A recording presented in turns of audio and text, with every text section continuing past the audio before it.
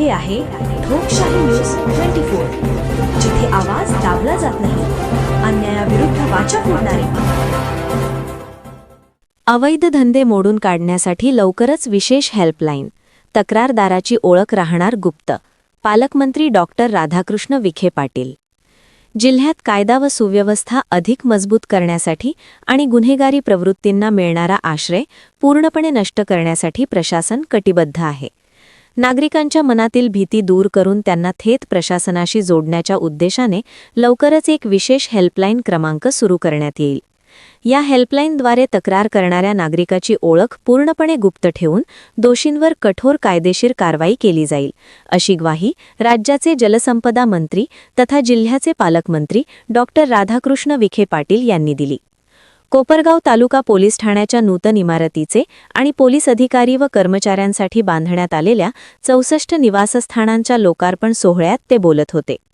यावेळी पोलीस दलाच्या ताफ्यात दाखल झालेल्या 4 अत्याधुनिक फॉरेन्सिक लॅब व्हॅन्सचेही लोकार्पण करण्यात आले.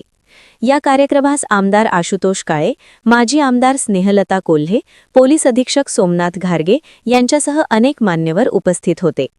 पालकमंत्री पुढे म्हणाले की राज्य शासनाने पोलिसांच्या कल्याणासाठी गृहनिर्माण प्रकल्पांना विशेष प्राधान्य दिले आहे. जिल्हा मुख्यालयात 322 निवासस्थानांचे काम प्रगतीपथावर असून कोपरगाव आणि पाथर्डी येथील कामे पूर्ण झाली आहेत.